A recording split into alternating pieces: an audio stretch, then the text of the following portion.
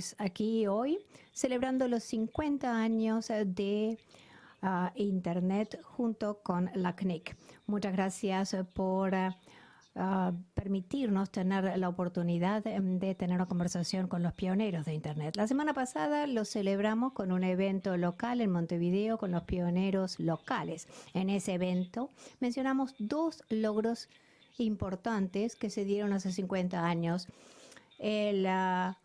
La llegada del hombre a la luna y que recibió mucha atención de los medios de comunicación, pero la primera comunicación entre computadoras no se le dio mucha importancia. Sin embargo, desde nuestro punto de vista, y yo creo que muchos estarán de acuerdo, es el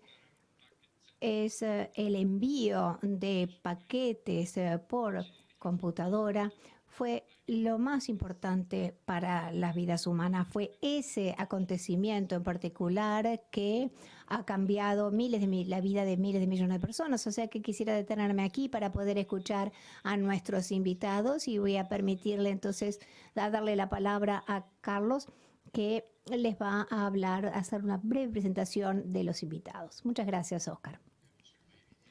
Voy a compartir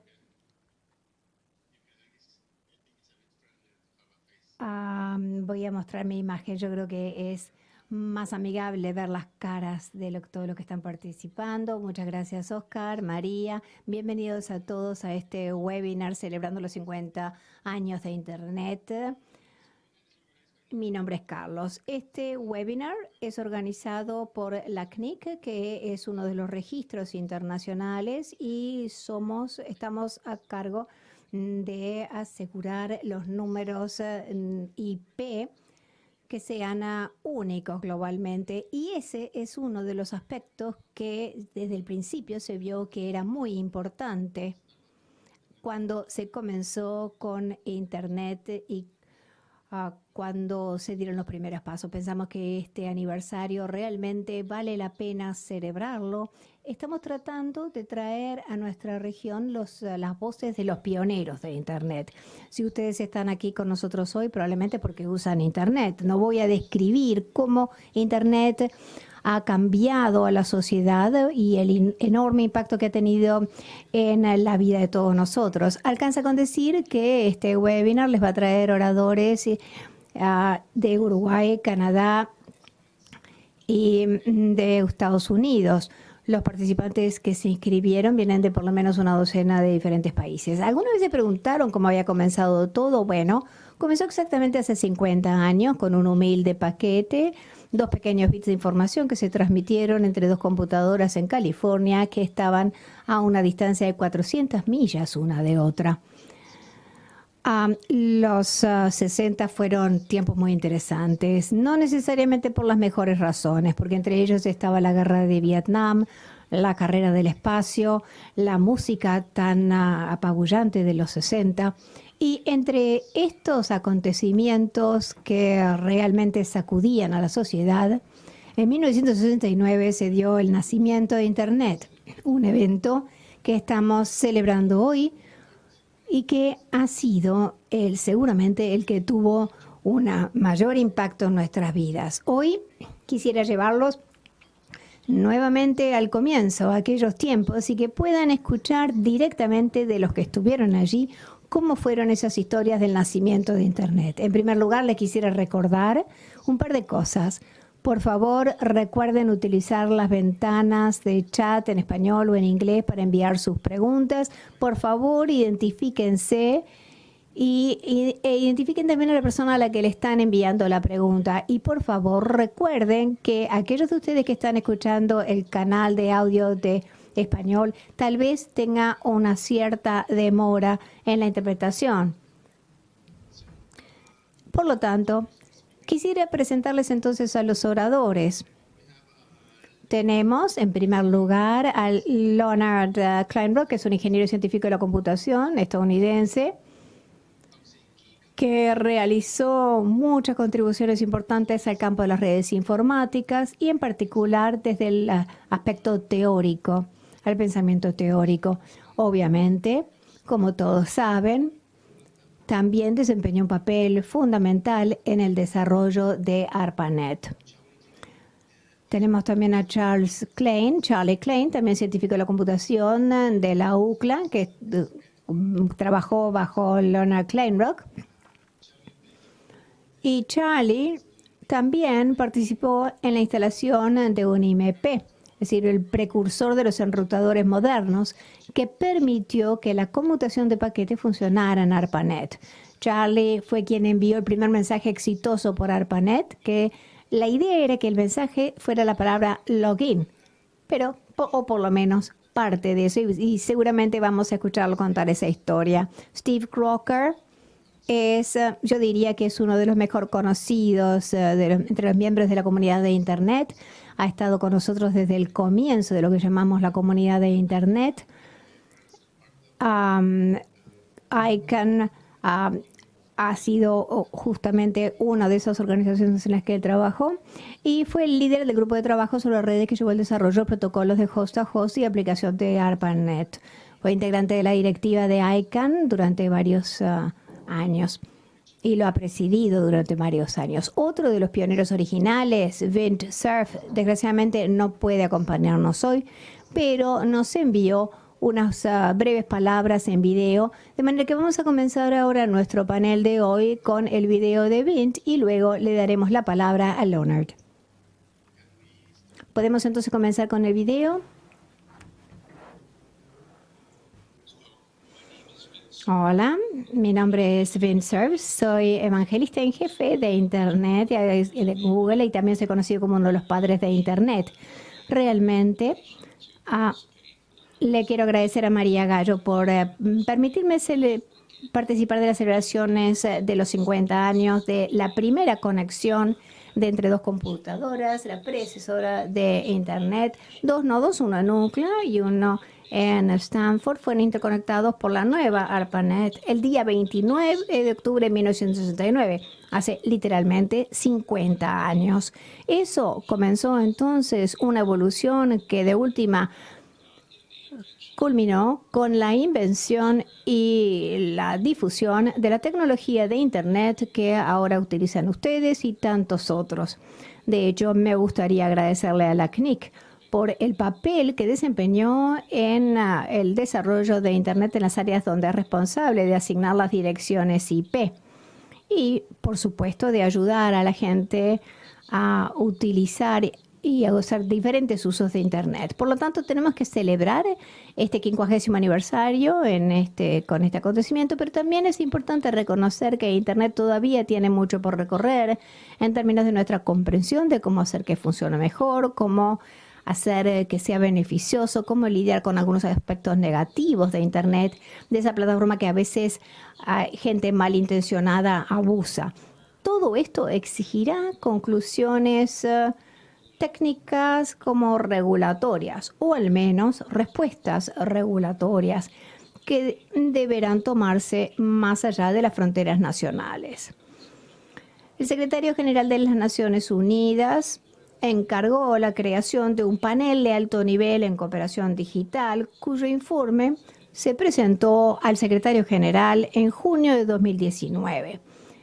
El informe solicitaba una mayor cooperación entre entidades nacionales y otras en el sector privado, en la comunidad académica y el sector civil, para poder encontrar maneras de hacer que Internet sea más segura, más beneficiosa y un mejor lugar en el que estar. Y yo pienso que eso también es parte de su trabajo. Espero entonces que ustedes acepten esa carga, esa responsabilidad y que nos ayuden a todos nosotros a convertir Internet en un mejor lugar para estar. Entonces, feliz 50º aniversario a la ARPANET y a su sucesora, Internet.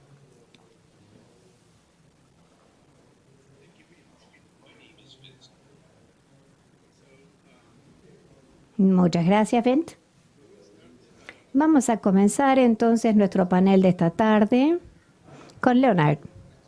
Tenemos un par de preguntas, pero yo diría que básicamente esto en realidad es simplemente una excusa para que ustedes nos cuenten cuáles son las mejores historias del nacimiento de Internet. La primera pregunta entonces, ¿pueden contarnos un poco sobre la prehistoria de Internet? Es decir, ¿Qué estaba pasando entre 1957 y 1969? Los acontecimientos que llevaron a la transmisión de los primeros paquetes en ARPANET. ¿Cómo es que ustedes se involucraron? Leonard, tienes la palabra.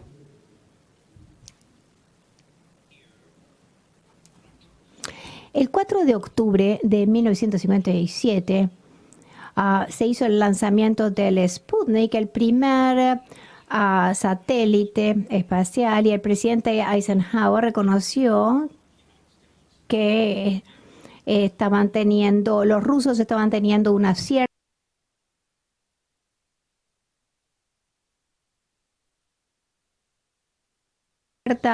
vanguardia con respecto a Estados Unidos. O sea que 4 meses después creó la agencia de proyectos ARPA, de proyectos avanzados, para hacer estudios, para mejorar las capacidades científicas. Y trabajaron con universidades y centros de investigación en todas las ramas de la ciencia. Ese fue uno de los aspectos que llevó a la creación de ARPANET, de lo que vamos a hablar. Básicamente lo que hicieron fue darle fondos a estos centros en una serie de maneras, y en 1966 habían ya estado trabajando con ciencia de la computación durante varios años, y hubo muchos centros de investigación en Estados Unidos que tenían excelencia en diferentes áreas. La Universidad de Utah, Great Graphic, la de Illinois también tenían computaciones de alto rendimiento, etcétera. Y ellos se dieron cuenta que sería una muy buena idea conectar estos centros de investigación juntos a través de una red que permitiera que un usuario en un lugar pudiera conectarse, tener acceso a las capacidades que estuvieran en el lugar remoto. Súbitamente entonces surgió la necesidad de una red que conectara las computadoras, se convirtió en una realidad. Volvamos hacia atrás a un periodo temprano, porque hubo otra cosa que empezó a pasar al mismo tiempo. Como estudiante de doctorado en IMT en el 60-61, decidí que yo estaba rodeado de computadoras y que habría que conectarlas entre sí, y que no había ninguna tecnología adecuada. La red de telefonía era sumamente inadecuada. Entonces empecé a estudiar esto con mi investigación. Era un problema nuevo que era importante. Si lo podía resolver, tendría impacto, y lo que traté de hacer fue desarrollar una teoría matemática de cómo podrían diseñarse las computadoras, optimizarse y cómo funcionarían. En 1962 publiqué entonces mi trabajo. Al mismo tiempo, en la corporación RAND, Paul Barron había estado trabajando en un problema similar, en una red que permitiera a Estados Unidos sobrevivir un ataque nuclear. Mientras que se estaba haciendo este trabajo, esto estaba disponible cuando ARPA en 1966 decidieron que tenían que crear una red.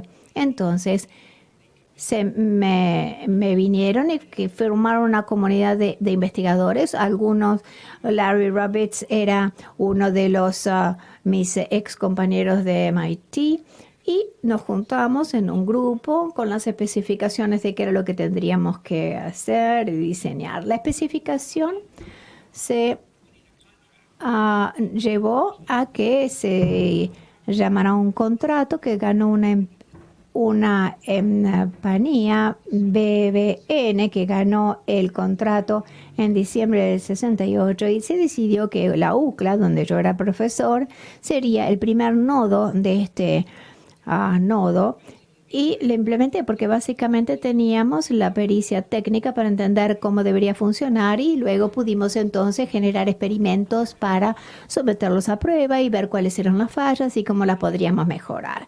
La idea era tener a UCLA en línea un fin de semana de 69, menos de 8 meses después de darle el contrato a NNB. Y fueron quienes hicieron la primera conmutación ese fin de semana en hora, con el presupuesto correcto y con buen funcionamiento. Eso llevó una nueva tecnología con nuevos usos y nuevas aplicaciones en básicamente 8 meses, algo que sería muy difícil de hacer hoy. vino la máquina y un mes después hubo una segunda conmutación que se desarrolló en el Instituto de Investigación de Stanford, a unas millas del anterior, y la idea ahora era conectar estas dos computadoras y ver si se podían utilizar como conectados, a ver si la computadora de UCLA podía comunicarse con la del Instituto de Investigación de Stanford y tratar de conectarse para probar cómo funcionaban. Esos son los antecedentes que nos llevaron al día que justamente acabas de describir, Carlos. Muchas gracias, Leonard.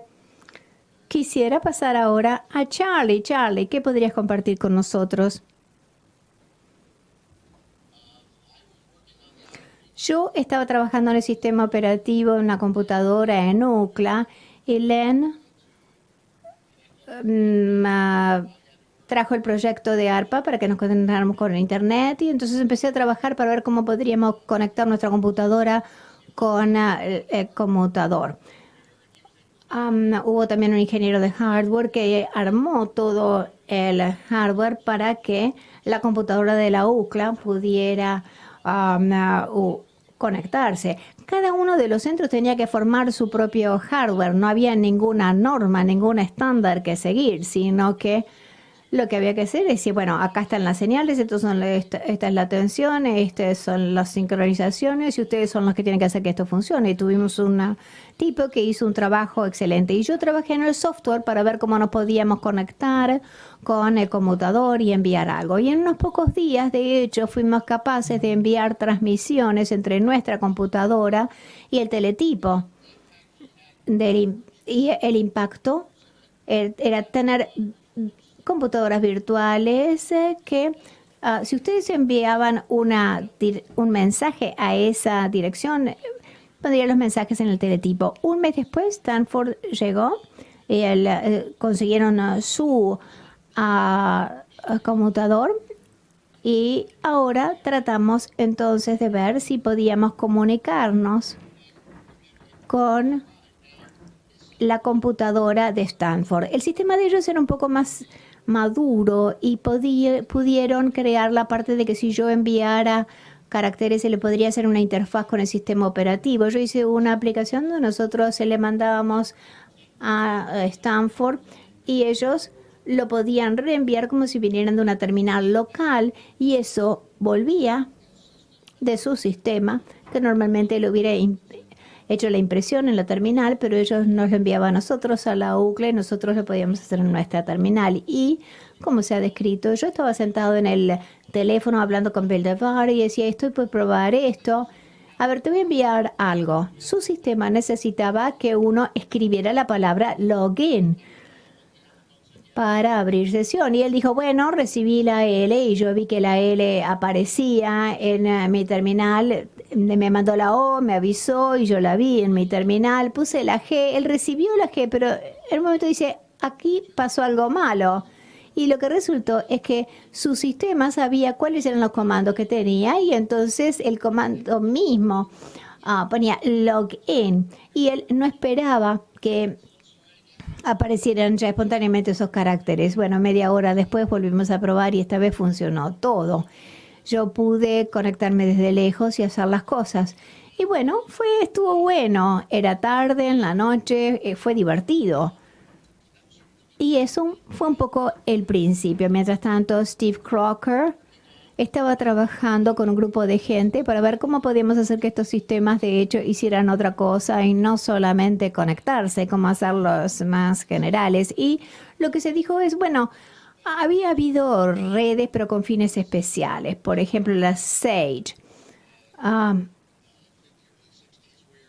fines de los 50, principios de los 60, donde se mandaban mensajes desde un sitio de un comando estratégico a otro, en un sitio de misiles. Pero esos eran propósitos muy concretos. Pero para esto nosotros queríamos una red heterogénea. La computadora podía ser cualquier tipo de computadora y las aplicaciones cualquier aplicación, no solamente el número de mandos y de comandos que se necesitaban antes con lo existente. Eso fue lo que yo trabajé al principio y después seguí trabajando con los protocolos para implementar cosas. y mi investigación fue en seguridad de la red de computadoras luego. Muchas gracias, Charlie.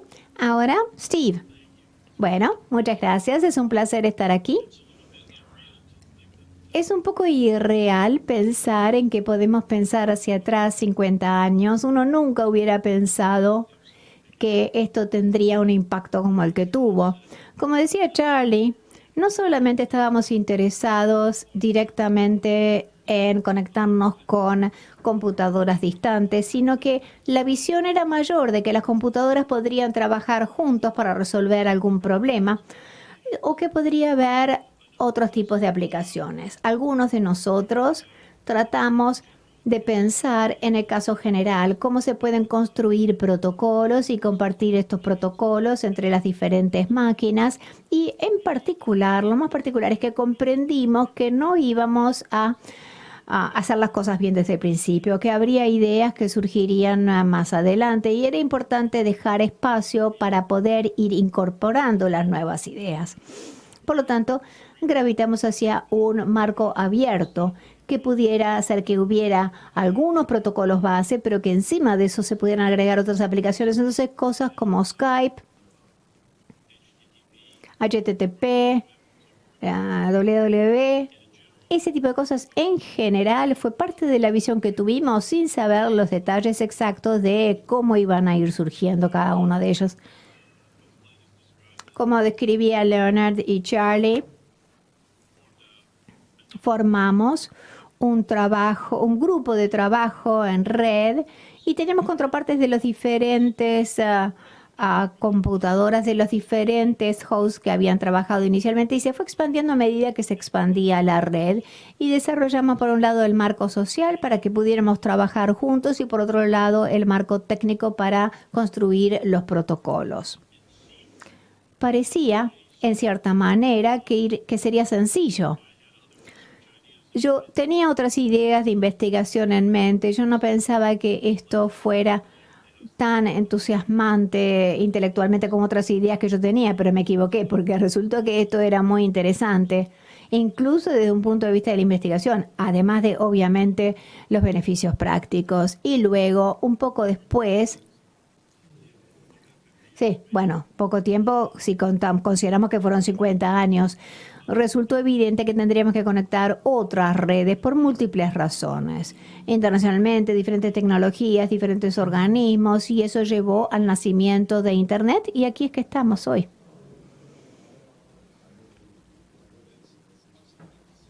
Es absolutamente fascinante oír estas anécdotas. Y lo primero que se me ocurre es, después de esos mensajes iniciales, ¿cuáles fueron los siguientes pasos? ¿Qué hicieron después de eso? ¿Cuál era el plan? De hecho, ¿había un plan? Bueno, lo más interesante es que Len describió cómo trabajó con el plan con Larry Roberts y cómo la empresa había ganado la licitación de NNB y los conmutadores se lograron de TIT y para eso está muy bien organizado, había un cronograma, había un presupuesto y eso se gestionó de una manera muy cuidadosa. Ahora, la parte que yo describí sobre tratar de diseñar esos protocolos, eso no estaba arriba en la lista de las cosas que planificamos cuidadosamente y era más bien una cosa de si dejaríamos que los usuarios pudieran ver cómo lo hacían. Y por supuesto que resultó obvio que la red se utilizaría para dos cosas. Uno, para conectarse con máquinas remotas, pero también para llevar archivos de una computadora a otra. Pero el tipo de aplicaciones más avanzadas, al principio no lo pensábamos mucho, no fue planificado muy cuidadosamente, fueron surgiendo durante el proceso. Por lo tanto, yo creo que es una situación muy llamativa porque el dejar espacio para que surjan nuevas cosas, bueno, eso dio un espacio para que surgieran cosas nuevas, hubo diferentes personas que trajeron nuevas cosas, hubo experimentos iniciales con gráficos, con ARPANET, con la palabra, pero llevó bastante tiempo antes de que el hardware que estamos utilizando hoy surgiera de una manera costo efectiva, como que permitiera usarlo, pero la imagen estaba de principio. Hay otro aspecto también que se puede agregar. Sí, por supuesto. Steve está describiendo muy correctamente el uso de Internet y la estructura que lo permitía, pero por debajo de todo estaba la infraestructura, la maquinaria, y nosotros teníamos que trabajar para que esa estructura subyacente funcionara correctamente. Como yo dije más temprano, nuestra tarea era someter a prueba la red, hacerla que estuviera sometida a esfuerzos para ver si habría algo que tuviéramos que arreglar. Y tuvimos un tercer nodo en noviembre y uno cuarto en octubre y los estuvimos probando varios meses tratando de romperlo. Lo logramos. Logramos que se trabara, que surgieran ineficiencias, encontramos cuáles eran algunos de los problemas de base, recomendamos cómo arreglarlos, los arreglamos, encontramos otros, pero hubo muchos temas de software y de hardware en la infraestructura que teníamos que ir probando, llevándolos al punto máximo para ir solucionando problemas. O sea que hubo dos aspectos. Uno, asegurarnos de que las máquinas funcionaran, y Steve y su grupo se aseguraban de que las aplicaciones se pudieran acceder y trabajar. Y muy interesante es que básicamente teníamos dos diferentes maneras. Mis estudiantes de doctorado estudiaban el análisis, la optimización, los principios, y Steve estaba a cargo del software y básicamente lo que estaba tratando de hacer era solucionar los aspectos de usar la red en vez de los protocolos que permitían ese uso. Charlie, ¿querías agregar algo?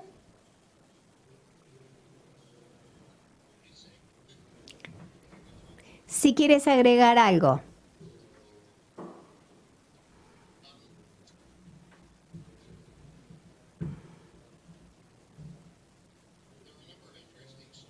Hay una serie de anécdotas interesantes de aquella época.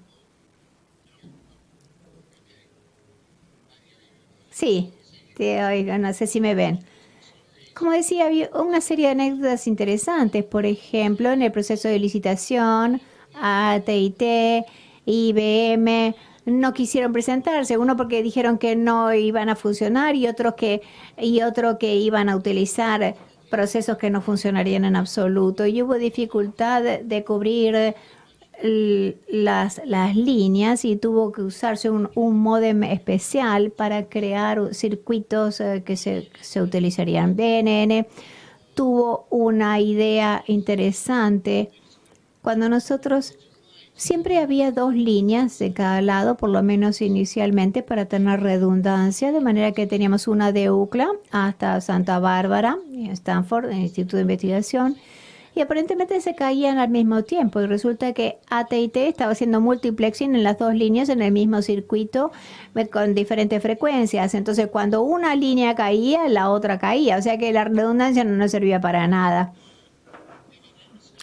BBN entonces descubrió que había algunos circuitos que de las 12 de la noche a las 2 se caía. Y entonces decían, bueno, este circuito se apaga desde las 12 hasta las 2, queremos que nos devuelvan el dinero. Y los de AT&T decían, ¿cómo saben ustedes? Porque nosotros no lo sabíamos. Charlie, ¿por qué no describes los auriculares que usabas para derivar la línea de voz de comunicación con Bill? Bueno, en el mismo circuito en que estaba David también había una línea de voz que en realidad estaba allí para solucionar problemas de los ingenieros de AT&T. Entonces había unos auriculares conectados al módem también, además de la computadora. Era como auriculares de operador que tenía los auriculares y había un micrófono adosado y tenía un cable muy largo. Y entonces servía tener eso puesto cuando yo estaba tratando de hacer cosas, por ejemplo, si yo tenía que construir el SRI, porque la terminal me dejaba las dos manos libres y le podía estar hablando a Bell. O sea que estaba usando estos auriculares curiosos en aquella época. Y en una de las ocasiones, el 29 de octubre yo creo que usamos una línea fija común y corriente, no me acuerdo en realidad. Yo le pregunté a él y ni se acuerda tampoco si era una línea telefónica fija. Quisiera ofrecer otra pequeña anécdota. Hace 50 años, en 1969, la red seguía creciendo, pero parecía como que a una velocidad muy rápida.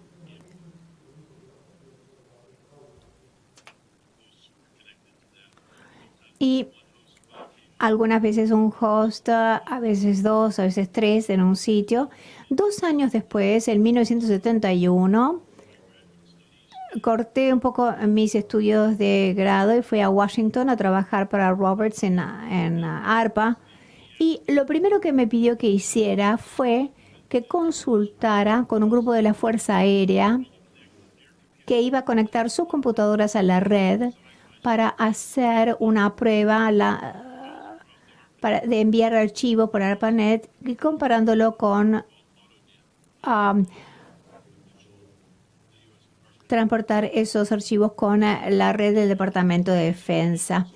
Fui entonces, consulté con la gente de la Fuerza Aérea y sugerí que con este propósito en particular, para que funcionara, deberían tratar de poner la mayor cantidad de datos. Yo les sugerí que si pudieran establecer conexiones paralelas y no simplemente enviar un mensaje y esperar la respuesta, podrían establecer 8 conexiones y después recoger los resultados. Lo que no me quedaba claro a mí en ese momento fue que esto produciría una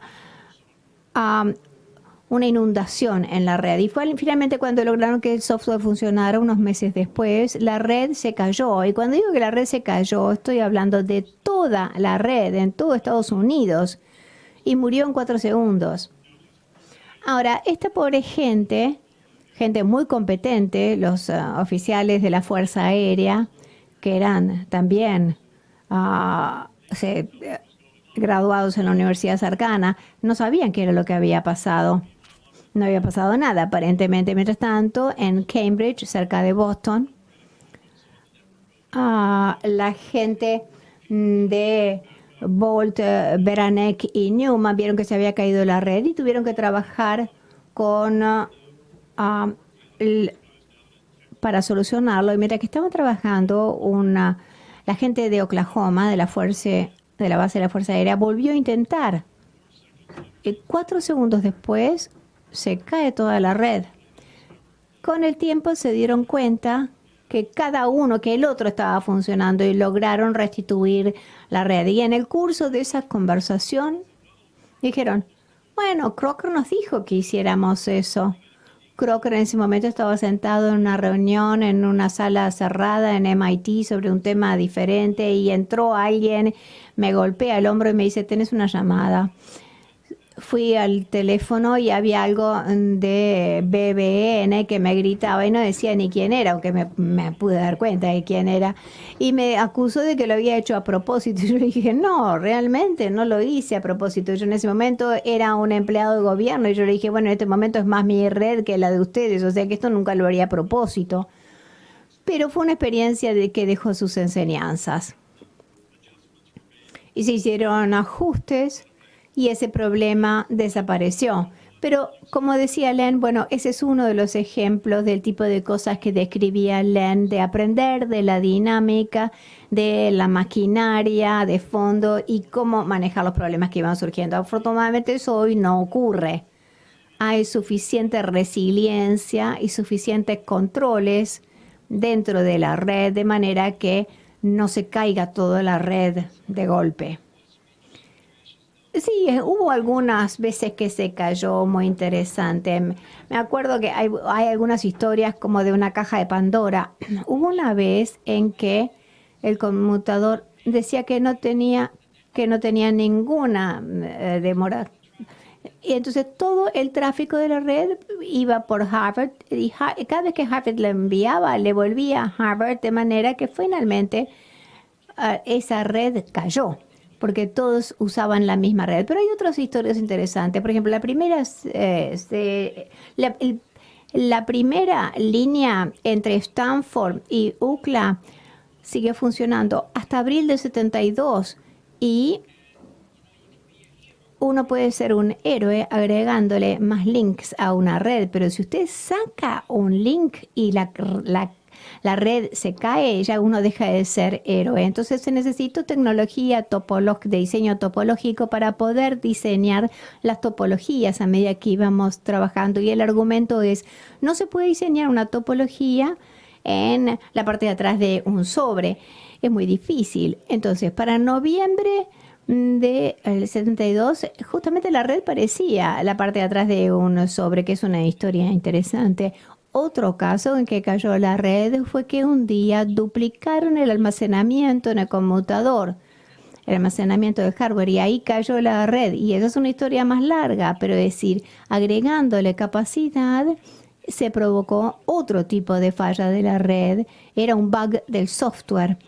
Entonces podría seguir y seguir contándoles anécdotas de fallas, pero cada vez que encontrábamos una falla la arreglábamos y eso mismo no volvía nunca a pasar.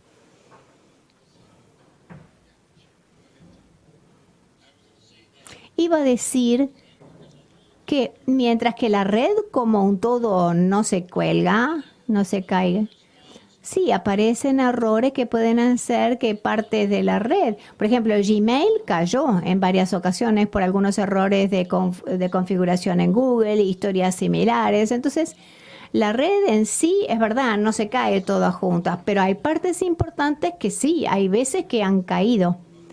No podía dejar de pensar que ese tipo de errores de encaminamiento los seguimos teniendo todavía. Hay bugs de advertising que siguen existiendo. Bueno, ¿sabes? Werner Herzog me hizo una entrevista para su documental y me preguntó, ¿la red puede caerse totalmente? Y yo dije, no, hay demasiada redundancia, es muy difícil. Y entonces hizo un comentario excelente. Me dijo, ¿y qué pasaría si hubiera una flash solar súbitamente? Bueno, eso sí haría caer la red, pero nos haría caer a todos. Bueno, esas son algunas anécdotas muy interesantes. Tengo una anécdota personal. La primera reunión a la que asistí fue en el 66 en Texas. Me acuerdo que yo estaba en el lobby de un hotel y había un elefante al lado mío en un momento. Una de esas noches en el hotel, yo me acuerdo de oír historias de la migración, de cómo la gente hacía camisetas, sobreviví la migración. Y yo estaba esperando a ver si ustedes quería hacerles la pregunta, ¿cómo se hizo esa migración? ¿Fue realmente tan complicado? Bueno, fue fundamentalmente lenta, acercándonos a esa fecha, pero la red no se cayó, se decretó y así se dio. Los diferentes sitios se tomaron diferentes horas para ajustarse. En la UCLA nos resultó bastante fácil porque para entonces estábamos trabajando con Berkeley Unix, que ya habían implementado el TCP/IP, pero en otros lugares tuvieron que trabajar mucho para implementar TCP/IP y cambiando las aplicaciones para usarlo. Steve, yo no fui parte de ese proceso de transición porque en ese periodo tuve que volcar mi atención a otros asuntos. Pero como comentario más general, ustedes oyeron más temprano que Charlie dijo que cada uno se tenía que construir su interfaz de hardware, por ejemplo, y Charlie mencionó que después la UCLA estaba trabajando con Berkeley Unix, o sea que se dio una evolución desde los primeros días de la implementación de hardware y software de una vez, todo a la vez, a una replicación de manera que uno pudiera compartir los resultados. Primero se compartían los resultados entre los laboratorios y después, poco tiempo después, había productos. Uno podía comprar una interfaz de hardware para de DEC, de Digital Equipment Corporation, y se podían conseguir. Y con el tiempo había compañías que hacían interfaces de hardware o que desarrollaban software. Y como teníamos, hasta que, como sucede hoy, ya todo viene incluido y uno no lo tiene que pensar mucho. Pero esto fue un periodo de evolución. Se dio en varios años. Y una parte muy importante que ha afectado a todos es la pequeña escala. Cómo puede uno conectar un conjunto de computadoras en un área determinada. Hubo una época en la que había muchas tecnologías que competían, y la que surgió como ganadora fue Ethernet. Bob McCaffin y su equipo armaron, utilizando algunas ideas que surgieron de un proyecto de Huawei que utilizó radiocomunicaciones entre la computadora central y una serie de terminales. Entonces, con esa experimentación desarrollando Ethernet, Sun Microsystems puso interfaces de Ethernet en todas sus computadoras y lo hicieron en su estándar, y en ese momento el mundo cambió. Hoy en día es difícil imaginarse comprar una computadora en que ustedes no puedan conectarse con todo lo demás. Bueno, sabes, hablando de CSMA, Emerson vino a una reunión una vez y propuso una cosa como CSM. Y yo estaba con uno de los estudiantes y en el avión a casa miré una ecuación que habían puesto en la pizarra y dije, esto no está bien.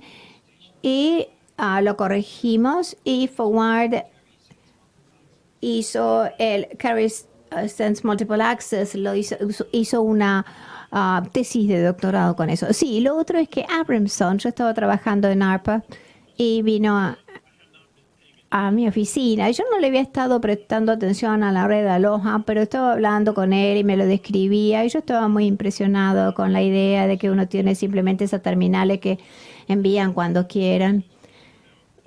Y el proceso... bueno, yo llevé las actas que teníamos en la oficina, el trabajo, y me vino a visitar.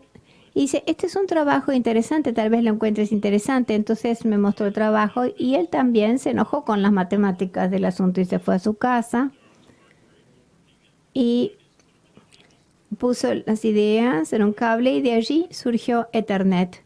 O sea que yo tuve el placer muy peculiar de haber recibido al padre de Ethernet.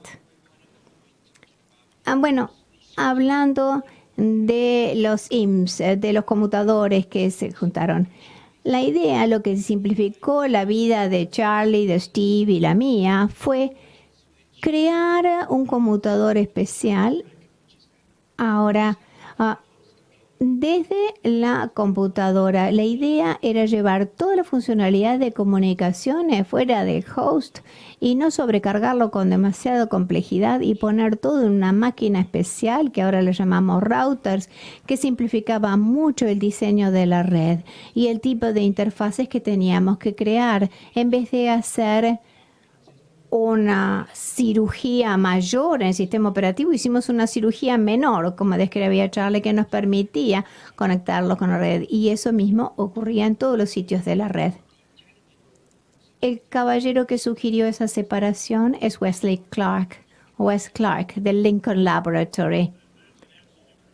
Eso fue un aspecto absolutamente crucial, efectivamente, Leonard. Y yo creo que dado que estamos acá 50 años después, creo que también es importante entender la tecnología, la situación tecnológica de ese momento. Era un periodo en que las computadoras generalmente eran muy caras, eran grandes, ocupaban mucho espacio y Wes estaba muy interesado en computadoras pequeñas y tenía mucha experiencia con lo que uno podía poner en una computadora pequeña y hacerla costo eficaz y hacer como una pequeña versión de computadora para uso de laboratorio. Esa decisión, agregar el proceso de conmutación en una computadora aparte, fue bastante extraordinario y revolucionario. Es decir, ¿quiere decir que hay que comprar una computadora nueva para cada lugar? Eso no hubiera sido financieramente lógico, incluso un par de años después. Y por supuesto ahora uno no puede contar las computadoras que tiene en el bolsillo, mucho menos las que uno tiene en el laboratorio. Pero fue un efecto más lento. La disminución rápida de los costos, cómo bajaron los costos de la informática y lo que uno puede hacer con $1, todo eso hizo que esa decisión fuera factible. Esos routers salían $100.000 americanos en 1969, con dólares de 1969, o sea que serían más de $500.000 en este momento. Y ahora uno va por $25, se compra un router. Bueno, planteas otro tema muy interesante. Es decir, cómo tenía los desarrollos que hubo que hacer para que todo esto ocurriera. La idea es que, para que surgiera esto que llamamos ahora Internet, estaba en la mente de visionarios más de 100 años antes que ARPANET. Bueno, 50 años antes de ARPANET, hace 100 años, había gente que tenía visiones y lo articularon por escrito. El hecho es que, como tú dices, la tecnología tuvo que ponerse al mismo nivel. Y cuando apareció la tecnología, se pudo hacer la implementación y entonces ARPANET y por tanto Internet fue la manifestación de ese desarrollo tecnológico. Tengo una pregunta del público. Pienso que viene de Venezuela, Alexis de Venezuela, y creo que esto es algo que todos queremos oír de ustedes, y es, ¿cómo se imaginan ustedes los próximos 50 años de Internet? ¿Cuáles serán las innovaciones? Y, por ejemplo, ¿qué va a pasar con la inteligencia artificial, las noticias falsas? Bueno, está preguntando sobre la infraestructura subyacente o sobre las aplicaciones. Muchas veces la infraestructura es mucho más fácil de imaginarse. Tú mencionabas un componente importante, el Internet de las cosas. Yo creo que, como decía, ya en el 69, esta red con el tiempo se haría invisible, desaparecería en la infraestructura. Uno ya no tendría dispositivos extraños con los que lidiar, sino que uno podría hablar en la sala donde está y conversando, utilizando un lenguaje, gestos, incluso interfaces entre el cerebro e Internet que se están desarrollando, y no se va a ver, va a ser invisible, va a ser tan lógico como la electricidad, que hay un interruptor en la conilla o hay en la pared o hay un enchufe y uno recibe el servicio y uno no se pone a pensar cómo sucede eso. Bueno, básicamente yo creo que vamos a ver un sistema nervioso que va a invadir todo el planeta, que será el Internet y que tendrá esa funcionalidad. Pero la aplicación, por otro lado, lo único que podemos predecir es que seremos incapaces de predecir las aplicaciones, porque nos ha sorprendido una y otra vez las aplicaciones explosivas que dominaron Internet y que no las veíamos venir. Por ejemplo, el correo electrónico, YouTube, Instagram, las redes sociales, Search, etcétera, etcétera. O sea que es impredecible. Será tecnología maravillosa que nos sorprenderá hoy y mañana y que seguirá contribuyendo. Eso es lo que yo pienso. Bueno, y hay algunos retos tecnológicos graves. Bueno, por ejemplo, cuando hay solo unas pocas personas haciendo aplicaciones y uno tiene un bug, lo arregla. Pero cuando está la Internet de las cosas y millones de dispositivos y hay un bug que evita que se pueda controlar o alguien malicioso puede hacer que los dispositivos hagan cosas malas. Bueno, esa es una serie de retos tecnológicos que tenemos especialmente en seguridad y yo prefiero tener Google Home y Alexa y todo eso. Sí, quiero tenerlo, quiero tener la Internet de las cosas, pero también me quiero asegurar de que no causen más problemas de lo que solucionan. Bueno, una cosa que me pasó ayer. Yo iba a hacer una transferencia de un dinero a una compañía para una inversión y me enviaron las instrucciones para enviarlo, para hacer la transferencia y y después me dijeron, no, esas son las instrucciones incorrectas, estas son las correctas. Y Steve se ríe y por supuesto era un fraude. Ahora, parecía como que venía de la misma fuente. Si yo no hubiera sospechado algunos aspectos de las instrucciones de la transferencia, hubiera perdido todo mi dinero. O sea que tienes razón, Charlie. Hay agentes maliciosos que quieren hacer mal. Si quieres enviar, hay que enviar $1 primero y ver si les llega. Ah, ya te pasó, Steve. Se puede perder dinero de muchas maneras. Bueno, Lana dijo lo que yo iba a decir.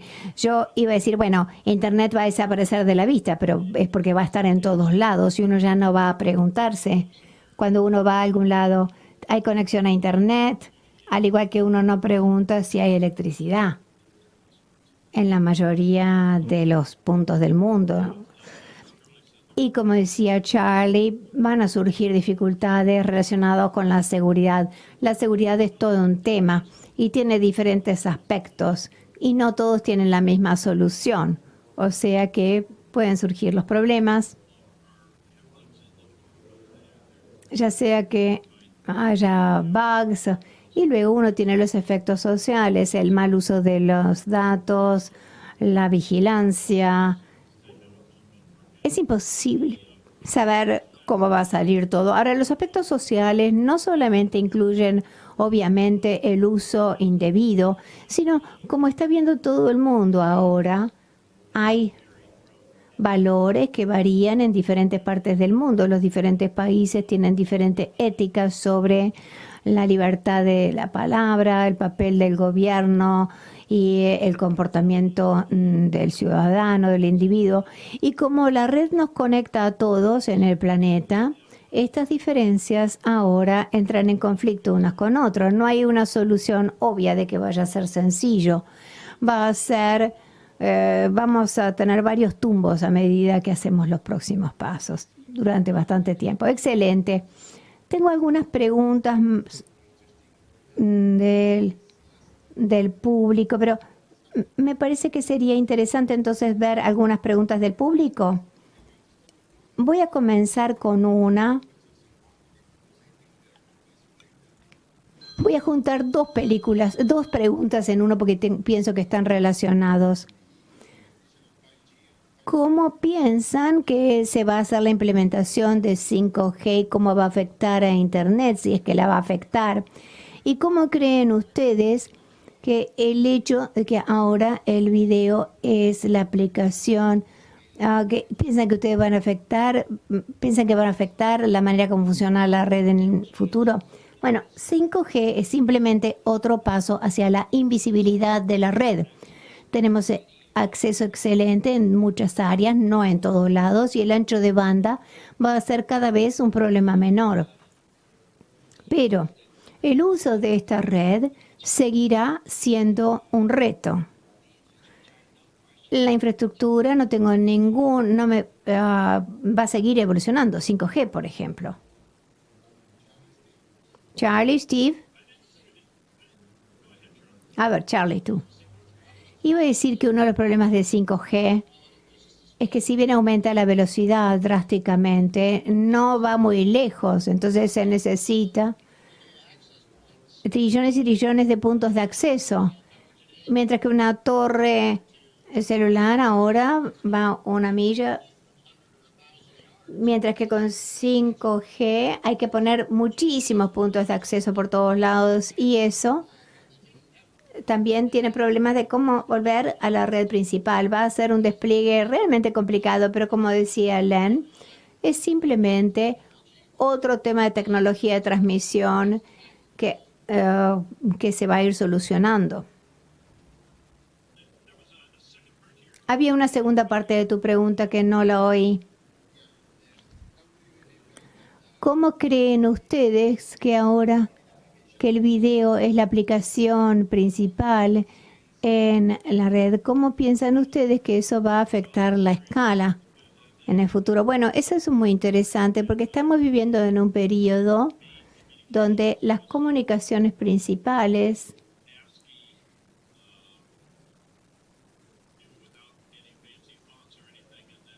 eran, se presentaban, al principio se presentaba texto, después gráficos, video y por supuesto voz. Yo describí con humor que yo trabajé en esta red, con la tecnología durante 50 años y que no entendía antes de qué se refería y ahora sí, porque mi esposa se pasa todo el tiempo hablando por FaceTime con los nietos y para ella eso es lo único que importa de Internet, hablar con FaceTime con la abuela. Y hay otro aspecto de 5G que va a ser muy interesante.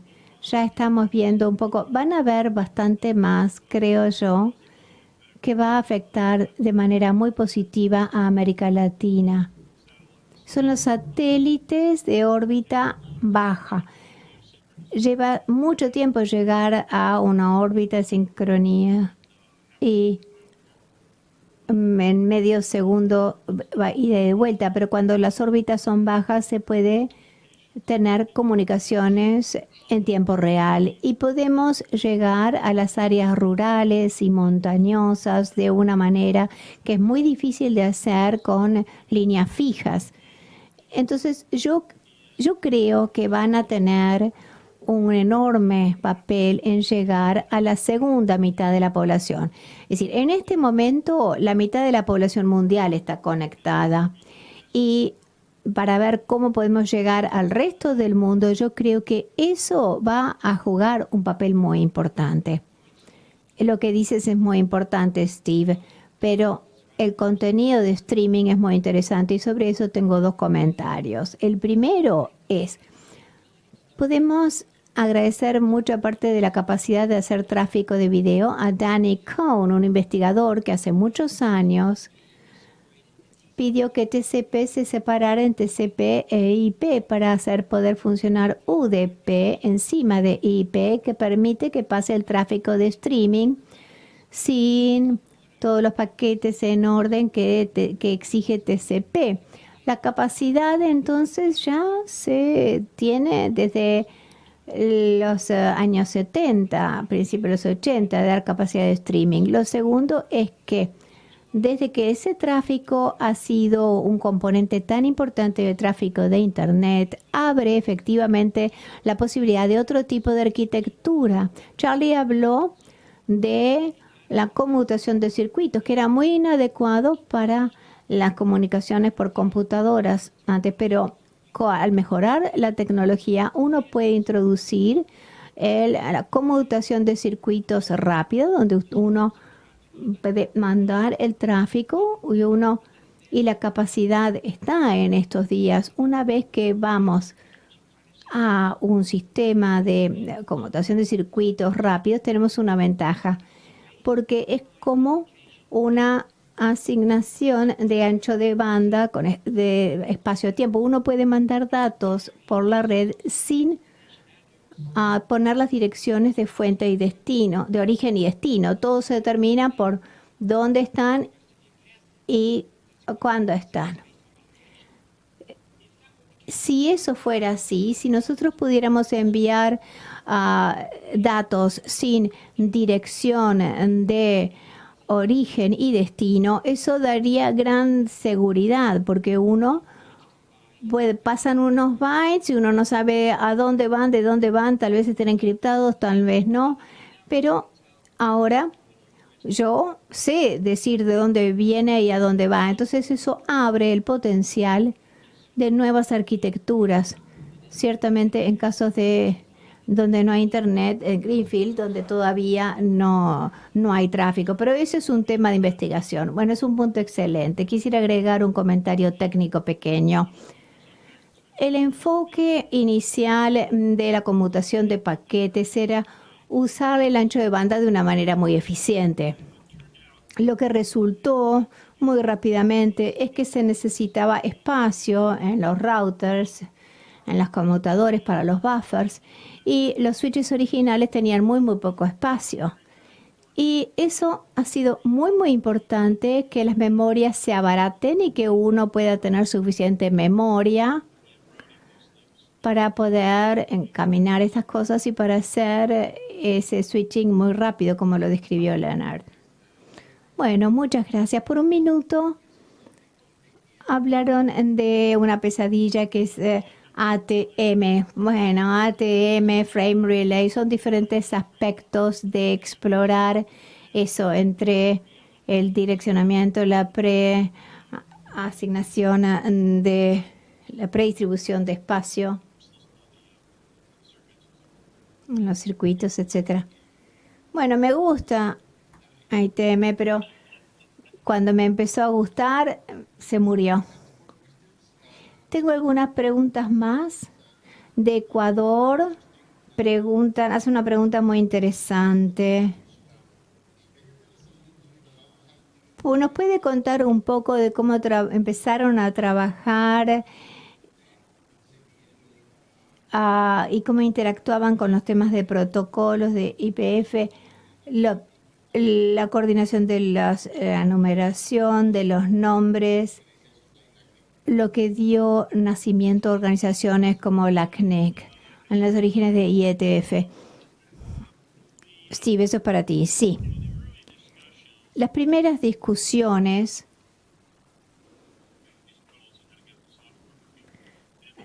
cómo hacer funcionar el software, y no se prestaba mucha atención a la formalidad, la estructura, la gobernabilidad, etcétera. En un periodo de tiempo quedó claro, a medida que mejoró la escala, que había que prestar atención a esas cosas. Surgió de varias maneras diferentes. Tuvimos reuniones en que durante un periodo de tiempo que se fueron cambiando y que se convirtieron en IETF. Diseñamos protocolos de una manera informal, no teníamos un proceso de aceptación, pero después de un tiempo se hizo deseable poder declarar que se había hecho el trabajo y que eso se había convertido en una norma. Y entonces publicamos documentos que son los RFC, los Request for Comments. Ahora ya cuando se hace una solicitud de comentarios, bueno, en realidad no se recibe más comentarios porque todo se fue discutiendo antes. Es interesante ver cómo fue surgiendo eso comparado con los procesos de desarrollo de normas habitual. No tenemos un proceso de fijo. Lo determina el mercado. Uno desarrolla algo y si al resto de la gente no lo asume, entonces, bueno, no se acepta. Ahora, los nombres y los números empiezan a ser importantes. Al principio era muy diferente, muy fácil, 1, 2, 3, 4. Las direcciones empezaron a ser cada vez más complicadas y con el tiempo las organizaciones como la CNIC tuvieron que empezar a gestionar el espacio de direcciones y hubiera sido imposible pensar que se iba a necesitar algo así al principio. Ese es el tipo de cosas que es lo que llamamos el desastre del éxito. Las cosas crecen tanto que pasa a ser un problema. O sea que por un lado es bueno que haya tenido éxito, pero por otro lado determina problemas. Y con los nombres, ¿quién hubiera pensado que tendríamos que crear una organización como ICANN que consume 140 millones de dólares por año, más o menos, para coordinar los niveles superiores de los espacios de nombres? Esto es evidencia del éxito y de los artefactos, o tal vez son son los problemas necesarios si uno quiere verlo desde el punto de vista negativo. Yo recuerdo al principio, cuando estaba empezando, al principio de DNS, cuando crearon los .com, etcétera, y Postel cuestionaba que se pudieran elegir, y tenía todo un equipo de abogados que lo que defendían de posible juicio, porque la gente decía, quiero tener ese nombre, y surgía uno y decía, bueno, no puedes poner ibm.com porque ese es el nombre de una empresa, y entonces necesitaba abogados que lo defendieran. Sí, me puedo imaginar. Quisiera pasar a una última pregunta que viene del Salvador y creo que es interesante. Charlie. Y Charlie hizo algunos comentarios de esto ya. Leo desde El Salvador dice que puede ver cómo ustedes fueron ir mejorando el software, pero que no sabe cómo lograron avanzar en la brecha de hardware que tenían. Porque no había interfaces de hardware, los puertos eran limitados, los seriales y paralelos. ¿Cómo lo hicieron? Bueno, en USLA, en UCLA, teníamos un ingeniero. La gente de BBN hicieron un protocolo muy sencillo que decía, bueno, en primer lugar, esta es la tensión, esta es la señal, aquí ponen, este es el cable donde uno dice, bueno, este es el cable que dice tengo un bit y el otro dice lo recibí, y uno repite el proceso. Y había un protocolo que, bueno, cada lugar tenía que darse cuenta cómo uno podía solucionar en su propia computadora, cómo podía implementar el hardware. Mike Winfield de UCLA podía utilizar el laboratorio de hardware para construir las interfaces, y había otras compañías que hacían lo mismo.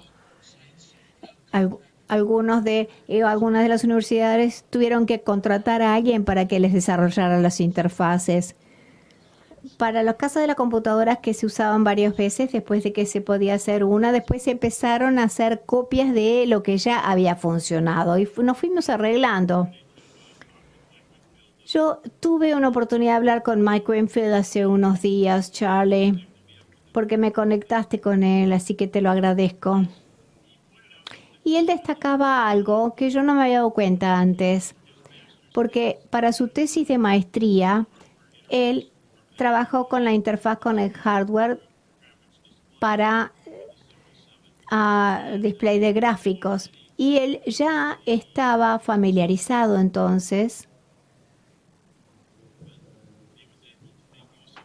Él podía utilizar eso para diseñar la interfaz.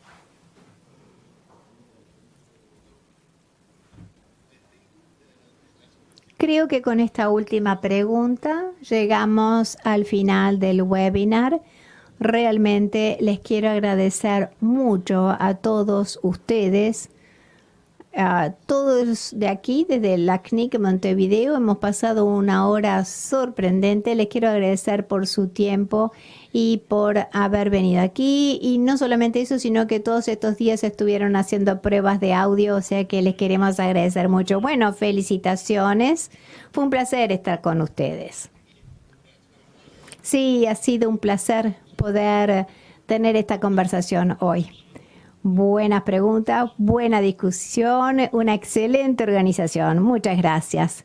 Ahora le paso las palabras a María, que va a tener algunos comentarios finales. Bueno, muchas gracias a todos ustedes por venir, por participar con nosotros. Estamos realmente muy contentos de haber tenido este webinar, y queríamos agregar que este webinar es parte de nuestro programa de webinars que hacemos mensualmente. Tenemos algunos webinars en inglés, otros en español. Los invitamos. La gente siempre pregunta si se graban. Los vamos a poner en la página web en la que están utilizando para el streaming de hoy. Va a estar mañana disponible en inglés y en español. Muchas gracias entonces por pasar este rato con nosotros y muchas gracias a todos los pioneros que estuvieron con nosotros hoy. Adiós. Adiós.